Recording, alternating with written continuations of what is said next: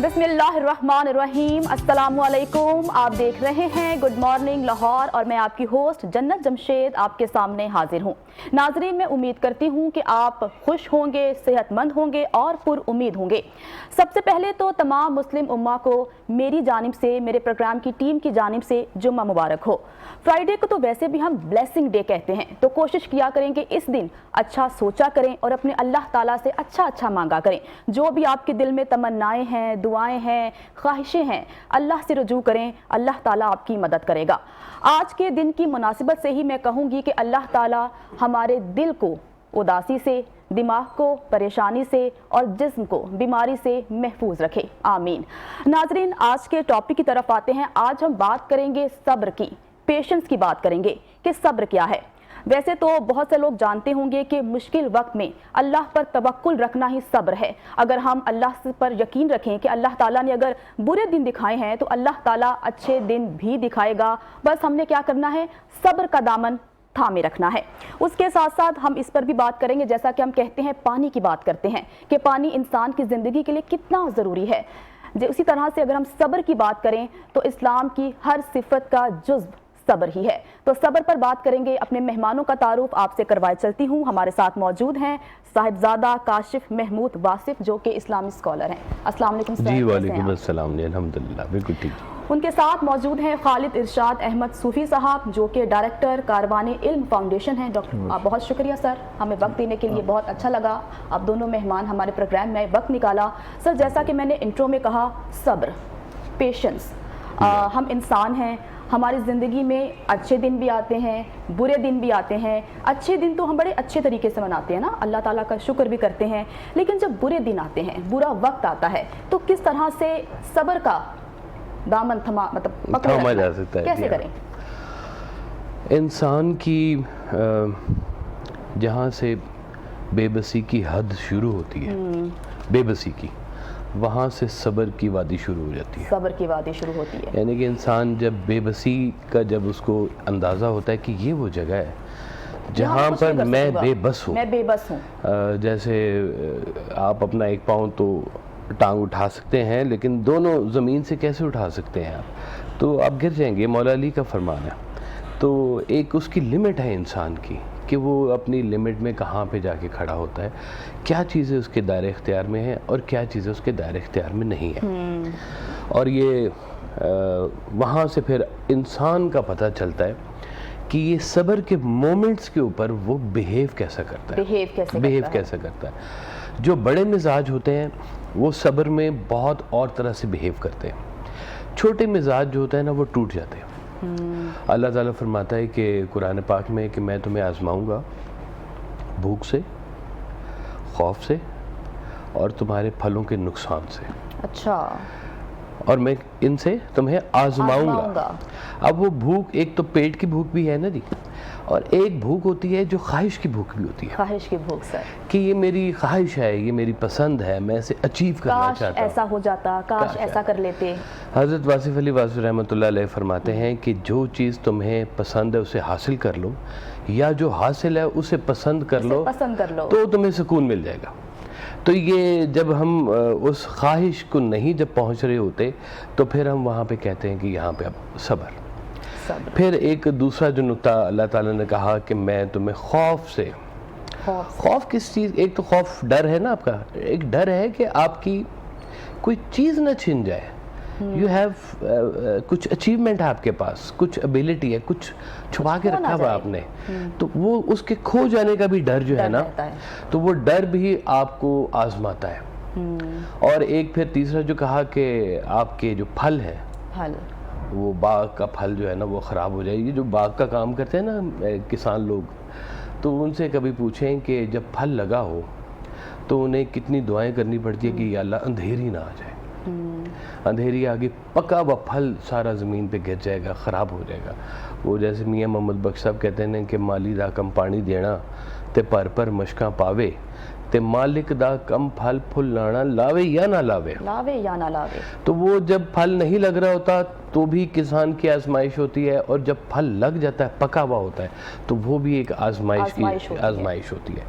اور یہ پھل کی ایک تشبیہ جو ہے وہ اولاد بھی ہے، کہ جب آپ کی اولاد بڑی ہو جائے اور وہ اس قابل ہو جائے، پھل پکنا شروع ہو جائے اور اولاد خراب ہو جائے کسی طرح سے، کوئی ایسا معاملہ ہو جائے اس کے ساتھ، تو پھر کہتے ہیں کہ یہ اب آپ کی آزمائش شروع ہو گئی.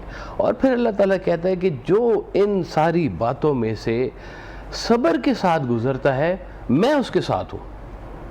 یعنی کہ آپ کا جو سارے معاملات میں ایک چیز جو فوکس ہے، جو پیوٹ پوائنٹ ہے، وہ ہے کہ آپ کا اپنے مالک کے ساتھ ریلیشن کیسا ہے، رب کے ساتھ رشتہ کیسا ہے.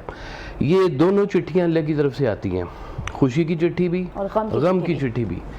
جب آپ کا اللہ کے ساتھ اپنا ریلیشن طاقتور ہو جاتا ہے تو آپ کو چٹھی سے پھر فرق نہیں پڑتا. کس نے بھیجی ہے؟ وہ ہمارے مالک نے بھیجی. کس نے؟ مالک نے. قبول کرنا.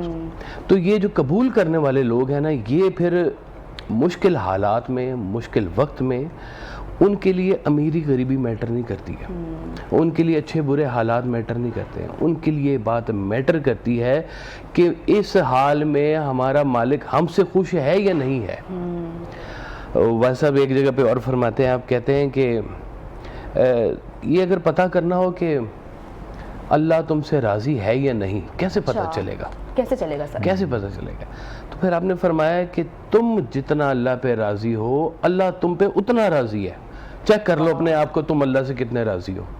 بہت خوبصورت بات سر. اگر آپ اللہ سے راضی ہیں تو پھر وہ کہتا ہے کہ جو اگر تم مجھے اندر جھانکو کہ تم اللہ سے کتنے راضی ہو.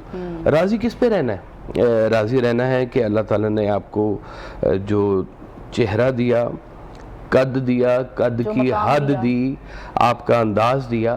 ہر بندے کی ایک رینج ہے، اس رینج کے اندر وہ رہتا ہے. اور وہ جب رینج کے اندر جب وہ آزمائشوں میں ہوتا ہے وہ کہتا ہے یا اللہ میرا ہمسایہ ہے، وہ اتنا امیر آدمی ہے اور میں اتنا غریب کیوں ہوں. یہ جب وہ نصیب کے تقابلی جائزے میں جب وہ گھستا ہے تو پھر اس کو تکلیف ہوتی ہے. ایک وہ کسان سے کسی نے پوچھا کہ بارش کا کیا فائدہ ہے؟ اس نے کہا بارش کا یہ فائدہ ہے کہ میرا کھیت جو ہے وہ ہریالی ہو جاتی ہے، اس میں پانی ملتا ہے کھیت کو. اس نے کہا اس کا نقصان کیا ہے بارش کا؟ اس نے کہا میرے بھائی کا کھیت بھی سراب ہوتا ہے. اچھا، تو یہ بھی اس کا ایک نقصان ہے. تو وہ جب کہیں آپ تقابلی جائزے میں پھنستے ہیں نصیب کے، ایک دوسرے کو کمپیئر کرتے ہیں، اپنے سے کسی اور کو کمپیئر کرتے ہیں کہ وہ ہم سے بہتر کیوں ہے. اور وہ یہ اب نصیب کی بانٹ ہے.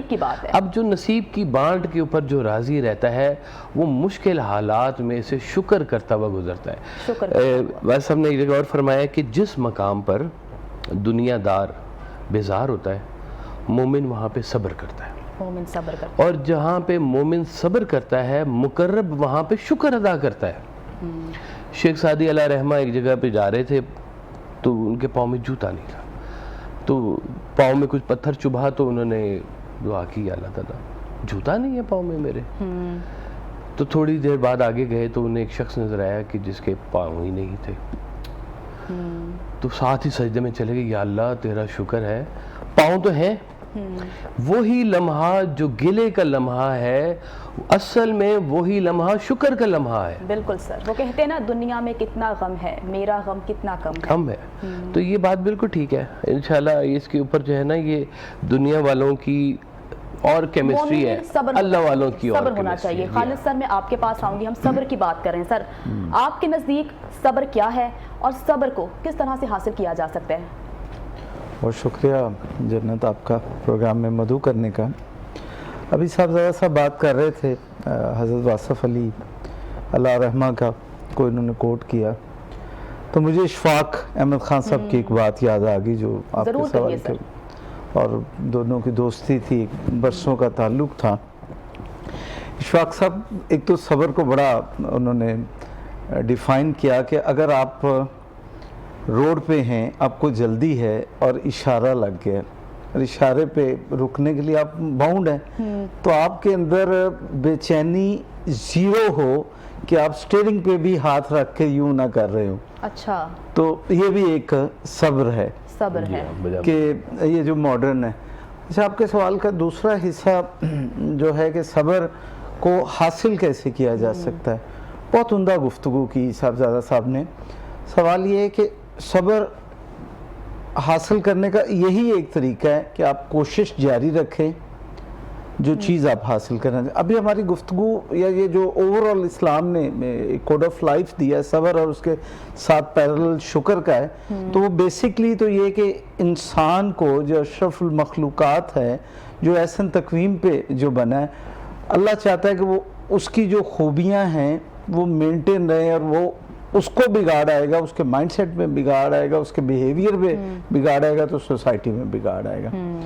اچھا، جب آپ یہ سوچتے ہیں کہ میری یہ بے چینی جو ہے، میرا جو اضطراب ہے، مجھ سے جڑے لوگوں کو، اب کسی بھی کیپیسٹی میں، ایون سٹوڈنٹ ہیں آپ، تو جب آپ سٹوڈنٹ بھی ایون اس بے چینی یا بے قراری کا شکار ہو جاتا ہے کہ انٹری ٹیسٹ میں، میڈیکل کالج میں، میرا ایجوکیشن سے ڈاکٹر بن پاؤں گا کہ نہیں بن پاؤں گا، تو جو بچے صبر کر لیتے ہیں وہ دوسری اٹیمپٹ میں، تیسری اٹیمپٹ میں کہیں نہ کہیں اچیو کر لیتے ہیں. اچھا، میں جنت پچھلے 20 سے 1 سال سے یو ڈیولپمنٹ میں ہوں اور ایجوکیشن کے سیکٹر میں صبر ہی کی بات دیکھ رہا ہوں. جن بچوں نے صبر کا پہلو اڈاپٹ کر لیا ہے کہ ان کے حصے میں MBBS میں مثال دیتا ہوں، میں ایک مثال دے رہا ہوں، یہ انجینئرنگ میں ایڈمیشن نہیں لکھا ہوا، تو انہوں نے صبر کیا، ایک آدھ اٹیمپٹ لی، اور اس کے بعد ڈپریشن میں نہیں گئے.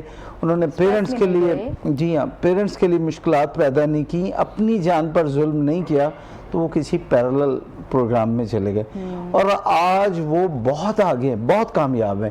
اچھا، کبھی ہم غور نہیں کرتے. ہمیں آج گفتگو میں آپ کے پروگرام کے توسط سے یہ بات پہنچانا چاہتا ہوں، صبر بظاہر تو ایک اطاعت گزاری کا نام ہے. اللہ تعالیٰ کے جو احکامات ہیں، اور جو جیسے صاحب نے کہا کہ جہاں آپ دیکھتے ہیں کہ آپ تقدیر یا حالات و واقعات آپ کو بے بس کر دیتے ہیں، تو وہاں ایک گریس کے ساتھ، ایک وقار کے ساتھ صبر کرنا چاہیے، آپ کو تھوڑا سا رکنا ہوتا ہے، رہنا چاہیے، پیشنس میں رہنا چاہیے.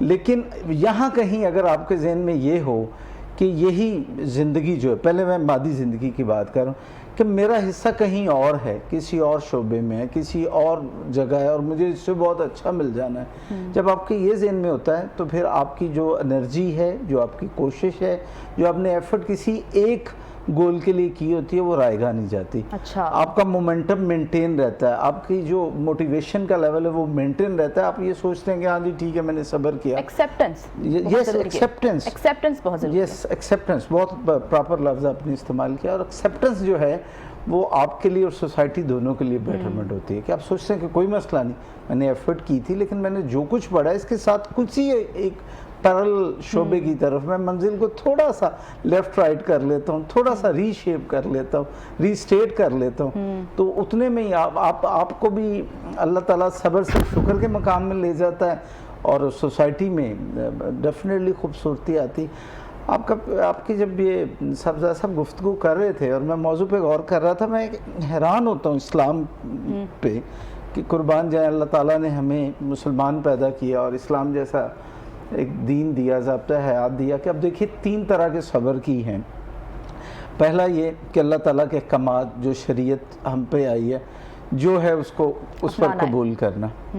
دوسرا مشکل مصائب، روٹین کے میٹرز میں، کہ آپ نے جیسا کہا کہ آپ نے کوئی محنت کی ہے، آپ کی ضائع ہو گئی ہے، کسی کی وجہ سے آفات آئی، کسی کو بیماری آ گئی، کسی وجہ سے آپ نے اولاد ہے اس کو پالا، اللہ کو پیاری ہو گئی، اس پہ صبر. اچھا، اب یہ، اور تیسرا یہ کہ آپ کی جو طبعی جو ایک آپ کی خواہشیں ہیں، کسی بھی جو عموماً ریشنل ہوتی ہے، جن کا عموماً عقل سے نہیں، بس خواہش تو پھر خواہش ہوتی ہے، اس میں عموماً ہم عقل کا دامن جو ہے نا نہیں چھوڑ دیتے ہیں. اب اس پہ بھی صبر کرنا ہے. اب یہ ایک مسلمان کو تلقین ہوئی ہے، یہ اسلامی تعلیمات سے.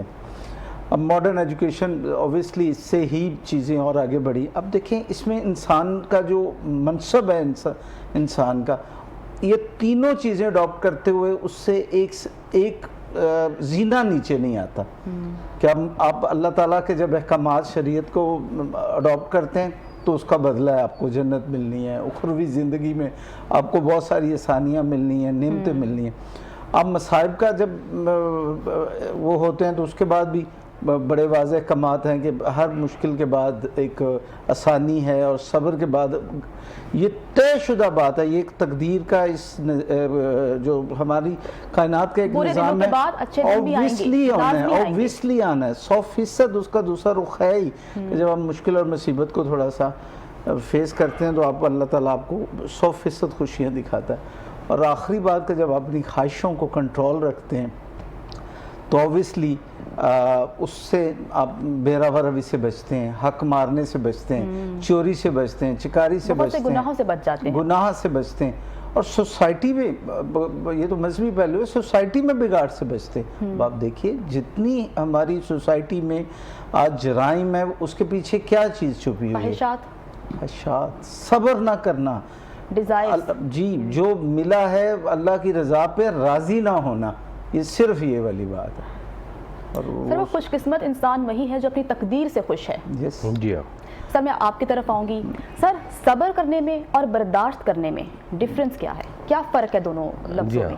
جی ان دونوں میں ایک طرح سے فرق ہے اور ایک طرح سے فرق نہیں ہے۔ اچھا۔ صبر کے اندر آپ کچھ ایسے معاملات بھی ہیں جن کا تعلق اللہ کے ساتھ ہے، اور برداشت کرنے میں تعلق انسان کے ساتھ بھی ہے۔ اچھا۔ جیسے آپ کی کوئی ازدواجی زندگی ہے، میریٹل لائف ہے، میریٹل لائف کے اندر میاں بیوی ہیں، ان کے آپس میں اختلاف ہوتے ہیں، تو ریشنل پیپل جو ہوتے ہیں وہ ایک دوسرے کو برداشت کرتے ہیں، اس لیے کہ ان کا ایک کامن کاز ہوتا ہے کہ یہ ہماری اولاد ہے، ہم اس کے لیے آپس کے اصولی جو اختلافات ہیں ہمارے کہ مجھے سبز پسند ہے تو اس کو لال پسند ہے، تو یہ بحث چھوڑ کے ہم مین مدعا کے اوپر رہیں۔ اس طرح سے کوئی آرگنائزیشن ہوتی ہے، آرگنائزیشن کے اندر ڈیفرنٹ مزاج کام کر رہے ہوتے ہیں، آپ ڈیفرنٹ مزاجوں کے ساتھ کام کرتے ہیں تو تھوڑی سی ان کو گنجائش دیتے ہیں، آپ ان کے مزاج کو برداشت کرتے ہیں۔ اب صاحب ایسا فرماتے تھے کہ جیسے دوست ہے، آپ کہتے تھے کہ دوست بنانے سے پہلے سوچو اچھی طریقے سے سوچ لو، لیکن جب اس کو دوست کہہ دیا ہے تو پھر اب اس کا گلہ نہیں کرنا تم نے۔ اب گلہ اس لیے نہیں کرتے کہ آپ کے اس کو ناپسند کرنے کے لیے 100 باتیں ہو سکتی ہیں، پسند کرنے کے لیے ایک ہی بہت ہے، بہت خوبصورت بات کہ ایک بات ہے جو مجھے اس میں پسند ہے اور اسی وجہ سے ہی میرا دوست ہے۔ تو یہ ازدواجی زندگی میں لیکن پسند کو حاصل کرنا اور پسند ناپسند کے ساتھ رہنا، پسند کو اگر آپ حاصل نہیں کر سک رہے ہیں تو یہاں پہ کوئی چیز کی اچیومنٹ کے درمیان میں آپ کی ایبیلٹیز، آپ کے سورسز، آپ کے حالات یہ کہیں نہ کہیں مشکلات پیدا کرتے ہیں، تو وہاں پہ آپ آ کے رک جاتے ہیں۔ لیکن برداشت ایسی جگہ ہے کہ جہاں پہ آپ کے پاس تھی ایبیلٹی، آپ اس کو 2 تھپڑ مار سکتے تھے اور آپ نے برداشت کیا، آپ نے برداشت کیا، اس لیے برداشت کیا کہ وہی میں نے آپ کو کہا جیسے بڑی دیگ ہوتی ہے نا، تو بڑی دیگ دیر سے گرم ہوتی ہے اور دیر تک گرم رہتی ہے، وہ چھوٹے پانڈے ہوتے ہیں نا جلدی گرم ہو جاتے ہیں، جلدی ٹھنڈے بھی ہو جاتے ہیں، نکاح پانڈا جس کو کہتے ہیں۔ تو یہ وہ لوگ جو ہوتے ہیں نا چھوٹے مزاج والے ہیں، وہ بات پہ غصہ کرتے ہیں، بڑے لوگ کسی بڑی بات کو لے کے غصہ کریں گے، ادروائز نہیں کرتے، چھوٹی باتوں پہ نہیں کرتے۔ ہاں مجھے یاد ہے ایک دفعہ میں کسی سامنے والے گھر میں کہیں شادی تھی، تو مجھے سرکار والد صاحب نے کہا کہ تم نے 10 بجے تک آ جانا ہے۔ اچھا۔ اب بالکل سامنے گھر تھا، میں 11 بجے آ گیا اور میں نے یہ پلی لی کہ سامنے تو گھر ہے بلا لیں گے مجھے، تو 11 بجے جب میں آیا نا تو ڈانٹ پڑ گئی مجھے کہ تمہیں میں نے کہا تھا کہ 10 بجے آنا ہے، تم 11 بجے کیوں آئے ہو، تم نے مجھے کیوں نہیں بتایا کہ تم 1 گھنٹہ اور لیٹ ہوگے۔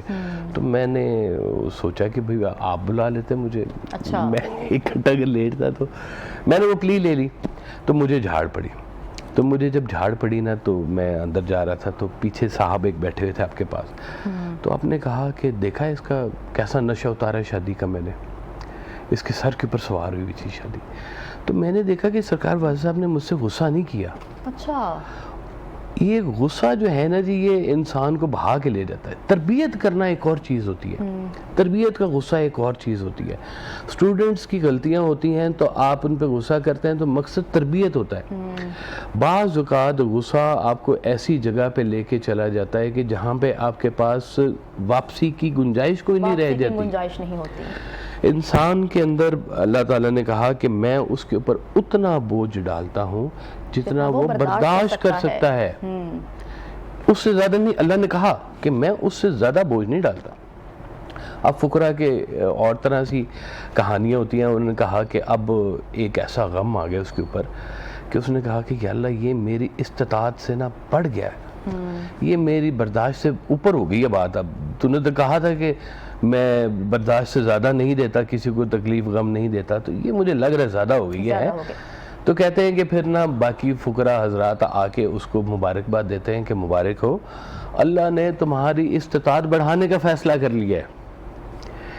یہ بھی درویشی کے مقامات ہوتے ہیں کہ جب آپ اپنے ساتھ ہونے والی زیادتیوں کو اس لیے بھی برداشت کرتے ہیں کہ یا اللہ تیری مخلوق ہے، تو نے تنگ کیا ہے، اس نے اگر مجھے تنگ کیا ہے تو پیچھے امر تیرا ہی ہوگا.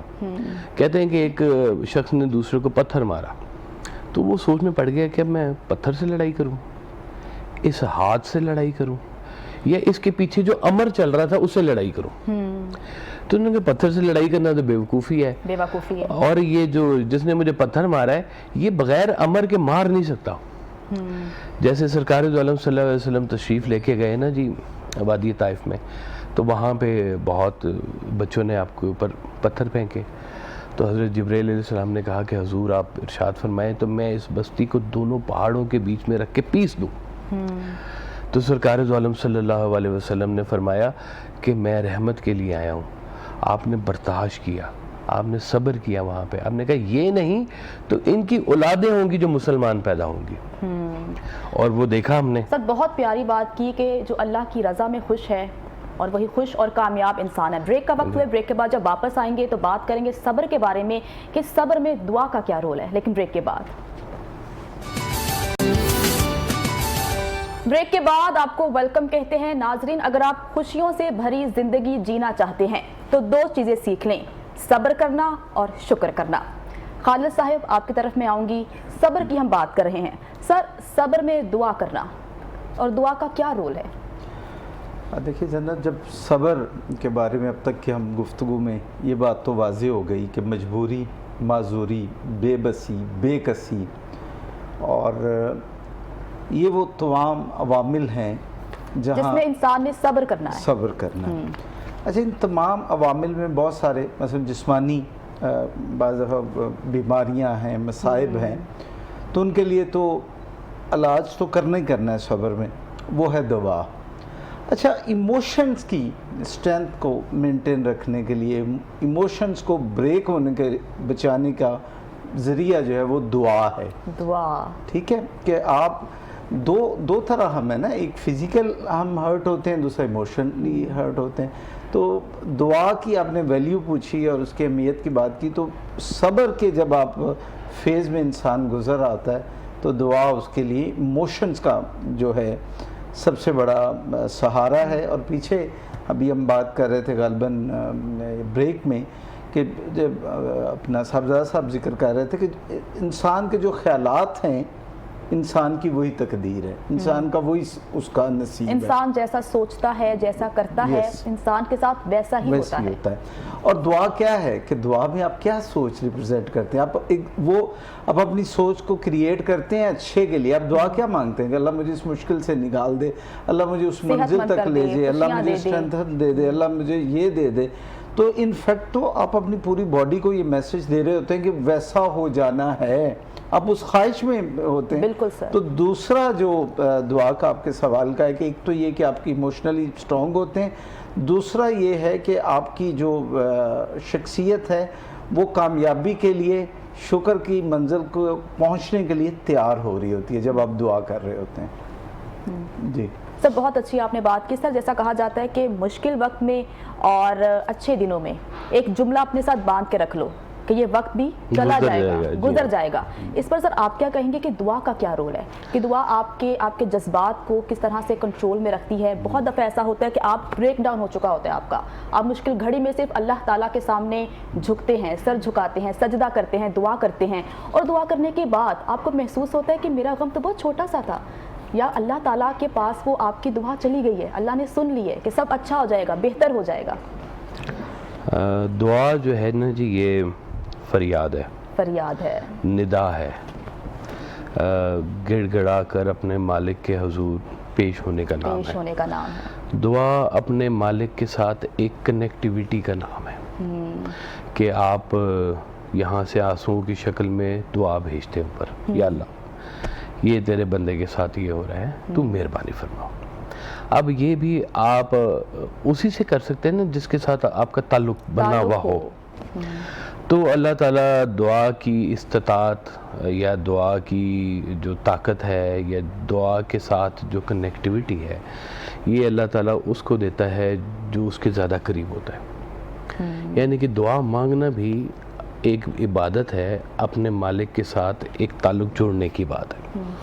دیکھیں انسان کے ساتھ غلطی کرتا ہے، ہمارا جیسے معاشرہ ہے کہ کوئی غلطی کرے چلان کاٹ دو، پرچہ کاٹ دو، کچھ کر دو، ہے نہیں، یہ غلطی کی ہے اس نے، یہ ہمارا لا تھا. اب دوسری طرف جو ہے اس کے ساتھ ہی پیرلل ایک چیز چل رہی ہے شریعت، جس کے اندر گناہ ہے اور جس کے اندر نیکی ہے. نیکی ہے، ٹھیک. اب شکر ہے اس کا سارے کا سارا اللہ تعالیٰ کے ساتھ ہی نظام جڑا ہوا ہے، ورنہ تو انسان کو کبھی نہ چھوڑے.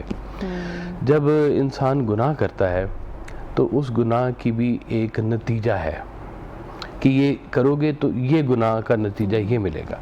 لیکن درمیان میں ایک چیز جو آ کے کھڑی ہو جاتی ہے نا، وہ ہے دعا. بالکل. اور دعا بھی ایک رحمت کا ذریعہ ہے، رحمت مانگنے کا ذریعہ ہے. اگر انسان کے اعمال کی حتمی سزا ہی ممکن تھی تو پھر دعا کیوں ہے، پھر رحمت کیا ہے؟ یعنی کہ آپ کو آپ کے اعمال کی جو سزا ملنی تھی اس سے بچانے کے لیے جو ہے وہ چیز رحمت ہے. اور رحمت کا جو حصول ہے وہ دعا کے ساتھ ہے کہ آپ اپنے مالک کے ساتھ دعا کرتے ہیں. یہ بڑے بڑے لوگوں نے دعا کا سلسلہ جاری رکھا، مشکل وقت بھی رہا اور ساتھ میں دعا کا بھی سلسلہ جاری رہا. جو اس کائنات میں صبر شکر دعا کا جو سب سے بڑا جو ایک واقعہ گزرا ہے، جو رہتی دنیا تک رہنا ہے، وہ ہے امام عالی مقام حضرت امام حسین علیہ السلام کا واقعہ، کہ جو صبر و شکر کی ایسی مثال ہے دنیا کے اندر کہ جو اس کے بعد کبھی کوئی نہ آئے گی، نہ کبھی آئی ہے اس سے پہلے. ان حالات میں بھی حضرت امام زین العابدین، ان کا جو قصیدہ ہے، ان کی جو ندا ہے کہ وہ ان التیاری الصبا یومن الی ارض الحرم بلغ سلامی روزتن فی النبی المحترم، کہ وہ آپ کہتے ہیں کہ ان حالات میں بھی، ان مصائب میں بھی، اے ہوا میرا سلام جا کے آقا صلی اللہ علیہ وسلم کی خدمت میں پیش کرنا، کہ ان حالات میں بھی انہوں نے اپنا تعلق نہیں چھوڑا. مصائب آئیں، مشکلیں آئیں، پریشانیاں آئیں، غم آئیں، آپ کی زندگی کے اندر کوئی امتحان آ جائے، راہ چننی مشکل ہو جائے، وہاں پر آپ اپنا سے تعلق نہ دیکھیں. یہ ایک پکی بات ہے، مومن کا یا مسلمان کی سب سے بڑی جو طاقت ہے نا جی، وہ اس کا اپنے اللہ کے اوپر ایمان ہے. سر آپ نے بھی سنا ہوگا کافی لوگ یہ شکایت کرتے ہیں کہ ہو سکتا ہے کہ میری دعا اللہ تعالیٰ تک نہیں جاتی، مجھے ایسا محسوس ہوتا ہے، ایسا فیل ہوتا ہے. وہ کیا صورتحال ہے، کیا سچویشن ہے انسان کے جذبات کی؟ جی یہ بھی ایک بے یقینی کی بات ہے، بے یقینی کی بات ہے. اگر اللہ نے کہا ہے کہ میں تمہاری شاہ رگ سے زیادہ قریب ہوں، اس بات کو ماننے میں کیا پرابلم ہے؟ وہ کیا اس کو کوئی لینگویج کا محتاج ہے؟ کیا وہ بہت زیادہ دور کہیں بیٹھا ہوا ہے؟ وہ ایک دفعہ ذکر کر رہے تھے نا، اب دو طرح کے ذکر کرتے ہیں، خفی ذکر ہوتا ہے، جلی ذکر ہوتا ہے. جلی ذکر اللہ اونچی اونچی آواز میں کرتے ہیں، اور جو خفی والے لوگ ہیں نا وہ آہستہ آہستہ اندر ہی اندر اللہ کا ذکر کرتے ہیں. تو وہ ایک دفعہ خفی والا جلی والوں کے پاس چلا گیا جہاں پہ اونچا اونچا اللہ کا ذکر کر رہے تھے. ان کے اتنا اونچا ذکر کر رہے ہو, اللہ گواچ گیا, کتنے گیا جی ایڈا اونچا اونچا کر رہے ہو, اللہ تو تھوڑے اندر ہے گئے. اب یہ انداز ہے ہر بندے کا کہ دعا, اصل میں ہم یہ کہتے ہیں کہ دعا پہنچ جائے تو وہ مان لینی چاہیے اللہ کو فوری طور پہ. ہم انسٹرکٹ کر رہے ہوتے ہیں. آپ کو میں بتاؤں جنت کہ ہم لوگ اپنی زندگی میں بہت ساری مشکلات اپنی دعاؤں سے لے کے آتے ہیں. اچھا, ہمیں معلوم ہی نہیں ہے کہ ہم مانگ کیا رہے ہیں. اچھا, ایک شخص آگے سرکار وائس صاحب کے پاس, اس نے کہا کہ جی وائس صاحب دعا کریں, میں گھر بیچنا چاہتا ہوں, اچھی قیمت پہ گھر بک جائے میرا. تو آپ نے کہا گدھے کو دعا ہے یہ تم جب مجھ سے منگوا رہے ہو؟ وہ گھر بیچنا دعا ہوتا ہے, یہ گھر خریدنا دعا ہوتا ہے. تم تو گھر بیچ رہے ہو, اور دعا کروانی ہے تو یہ کراؤ کہ اللہ تمہارا گھر بھی نہ بکے, تمہیں ایک اور گھر مل جائے, ایک اور گھر دے دے. ہاں, آپ نے اللہ کو نا اپنے جیسا انسان سمجھنا شروع کر دیتے ہیں آپ, اور ہم اس کو سجیسٹ کرنا شروع کرتے ہیں کہ اللہ تعالیٰ تو جب میں نے 70 روپے دیں گا تو میں 10 دے دوں گا تیری راج, یا اللہ تو میرے ساتھ یہ کرے گا تو میں یہ کر دوں گا. ہم اللہ کو اپنے جیسا ایک انسان بنا کے ہم اسے کمیونیکیٹ کر رہے ہوتے ہیں, جبکہ وہ تو بے مثل و بے مثال ہے, جس کی کوئی بات ہی نہیں ہے, جس کی کوئی شکل ہی نہیں ہے, جس کا کوئی رنگ ہی نہیں ہے. اس کو ہم چیزوں میں قید کرنے کی اپنی عقل کی. وہ ایک ویسا کا شعر مجھے پنجابی کا یاد آ گیا جی, بڑا خوبصورت, آپ کی ایک سی حرفی ہے کہ الف اللہ دی رمز انوکھی عقلاں نال نہ ملدا, عقلاں والا مرد وچارا نہ محرم منزل دا, اللہ نیڑے ہوندا ہے جد سجدہ ہوئے دل دا, سجدہ ہوئے دل دا, واصف یار اللہ نو لبنا کم نہیں عاقل دا. عقل سے اللہ کے ساتھ تسلیم نہیں ہو سکتا, یہ دل کی بات ہوتی ہے. دل کی بات ہے. آپ جو دل سے دعا کرتے ہیں وہ کہتے ہیں کہ یا اللہ تو جو چاہے کر. وہ غالب, جو میرے حق میں بہتر ہو وہ کر. غالب نے ایک جگہ پہ کہا کہ غالب نہ کر حضور میں تو بار بار عرض, ظاہر ہے تیرا حال سب ان پر کہے بغیر. وہ کہتے ہیں کہ یا اللہ تو جانتے ہی ہے ہمارے حالات کو, میں کیا کہوں تجھے, میں کیا دعا مانگوں, میں جو بھی مانگوں گا کوئی الٹی چیز ہی مانگ لوں گا اپنے لیے. میں مانگ لوں گا یا اللہ تعالیٰ مجھے منسٹر بنا دے, مجھے کوئی پیسے دے دے, مجھے کوئی فلاں کر دے. اب میرے لیے وہ عافیت اس میں نہیں ہے, ہماری عافیت نہیں ہے اس چیز کے. ہم سمجھتے نہیں کہ کیا کام ہمارے لیے بہتر ہے, کیا کام بہتر نہیں ہے. تو یہ دعا کو بھی اللہ کے حوالے چھوڑنا چاہیے کہ اللہ تو جو بہتر کر. یہ اس کو راضی بر رضا جس کو کہتے ہیں نا, کہ وہ کہتے ہیں کہ مالک جو تو ہمارے ساتھ کر رہا ہے اس پہ الحمدللہ, اور جو میں اپنے ساتھ کر رہا ہوں اس پہ استغفر اللہ. کہ ہم جو کر رہے ہیں اپنے ساتھ اور جو دعاؤں سے ہم لوگ مانگ رہے ہیں وہ ہم پتہ نہیں کیا مانگ رہے ہیں, ہمیں پتہ نہیں. بہت پیاری بات آپ نے کی. سر میں آپ کی طرف آؤں گی. سر ہم انسانوں کی فطرت ہے کہ جو ہمیں حاصل ہو جاتا ہے اس کا ذکر ہم نہیں کرتے ہیں, لیکن جو حاصل نہیں ہو پاتا اس کا ذکر کرتے ہیں. کاش ایسا ہو جاتا, کاش ایسا کر لیتے, کاش وہ مجھے مل جاتا. اپنی زندگی سے کاش کو کس طرح سے نکالے؟ جنت میرے خیال میں تو کاش کو نہیں نکالنا چاہیے, اس کو نکالنے کی ضرورت نہیں. میں تھوڑی سی شاید آپ سے مختلف بات کروں آپ لوگوں کے ساتھ. کاش دیکھیے, اگر تو کاش آگے بڑھنے کے لیے ہے, کاش اگر آپ کو اضطراب نہیں دیتا, کاش اگر آپ کو آپ کے اندر انارکی پیدا نہیں کرتا, انارکی پیدا نہیں کرتا, کاش آپ کا اگر کہیں کوئی دوسروں کا حق نہیں مارتا تو کاش ختم نہیں ہونا چاہیے. اب کاش کی وجہ سے ذہنی تناؤ کا شکار نہیں ہوتے تو کاش کوئی بری چیز نہیں ہے. اگر آپ کاش سے مراد آپ کی ایک ہوس ہے, اگر کاش سے مراد آپ کی ایک جو موجود ہے اس سے لطف اندوز ہونے کی بجائے اللہ نے جو نعمتیں دی ہوئی ہیں, جو عافیت دی ہوئی ہے, اس سے لطف اندوز ہونے کے بجائے اس کے شکر کی کیفیت میں گزرے بغیر خود کو اضطراب میں رکھنا, محروم تمنا خود کو اس فیز میں رکھنا, اگر آپ کی مراد کاش وہ ہے تو وہ نہیں ہونا چاہیے. وہ تو ہم نے آج کی نشست میں بہت ساری باتیں کی کہ جیسے صاحب نے شیخ سعدی اللہ رحمہ کا وہ مثال دی کہ جوتا نہیں تھا دیکھا تو ابھی دل میں آیا, تو وہ کاش ہی تھا نا, یہ وہ ایک خیال آیا کہ بھی میرے پاس تو جوتے بھی نہیں, تو ایک صاحب دیکھے کہ وہ پاؤں بھی نہیں تھے. تو اس کا تو بالکل یہ طے شدہ بات ہے کہ وہ نہیں ہونی چاہیے. حسرت جسے کہتے ہیں یا ہوس جسے کہتے ہیں یا احساس محرومی جسے کہتے ہیں اس سے انسان کو بچنا چاہیے. اللہ تعالیٰ نے جتنی بھی ہماری شریعت کے تھرو دین اسلام کے تھرو تعلیمات آئی ہیں اس میں ان تینوں چیزوں سے بچنا ہے. اور جناب واصف علی واصف صاحب اور اس جیسے جو صوفیاء ہیں انہوں نے اس کو آسان کیا ہے, اس میں کچھ فلسفے کا رنگ دے کے کہ ہمارے دلوں میں یہ ساری تعلیمات سما جائیں. تو وہ یہی ہے کہ قناعت کریں, اللہ سے عافیت مانگیں اور جو ہے اس پر راضی ہوں. ایک تھوڑی سی میں ڈیفرنٹ بات کرنا چاہوں گا, آپ اور صاحبزادہ صاحب کر رہے تھے اور دوست بھی کرتے ہیں. مجھے لگتا ہے کہ یہ صوفیاء رنگ ضرور ہے کہ اللہ تعالیٰ سے یہ شاید بہت باریک بات ہے کہ ہم عام بندے جو دنیا داری میں ہیں, لیکن دنیا داری میں بھی ظاہری بات ہے اگر کوئی فیکٹری لگاتا ہے تو ہزاروں لوگوں کے لیے لاکھوں لوگوں کے لیے روزگار بناتا ہے. اگر کسی نے سائنس اینڈ ٹیکنالوجی کی دعا کی ہے, اس ایفرٹ میں رہا ہے کہ بھی میں کوئی ایجاد کروں گا, تو اس ایجاد کے پیچھے ساری ایفرٹ مادے کی ہے, مادی منزل تک پہنچنے کی ہے. تو میں کہتا ہوں کہ شاید جو ماڈرن ایفرٹس کرنے والے لوگ ہیں یا ماڈرن صوفی یا روایتی صوفی جو ہے, میرا خیال ہے ان کے مابین بھی ایک ڈائلاگ, ان کے مابین یا ان کی فکر کے مابین ایک ڈائلاگ ہونا چاہیے اور ایک دونوں طرف جو ایک میوچل سی ایک لائن ہے یا مقام ہے وہ ہم جیسے عامی کو آشکار ہونا چاہیے, ہماری آگاہی میں ہونا چاہیے. یہ ٹھیک ہے کہ اب اللہ تعالیٰ ہی نے ہمارے لیے بہتر فیصلہ کرنا ہے, لیکن جب آپ دنیا بھی نہیں مانگتے تو یہ تو دعائیں ہیں ہماری کہ اللہ میری دنیا اور آخرت دونوں بہتر کر. تو دنیا مانگنا اللہ تعالیٰ سے میں یہ سمجھتا ہوں, میں اس پہ تھوڑا سا کہ یہ بری بات نہیں ہے.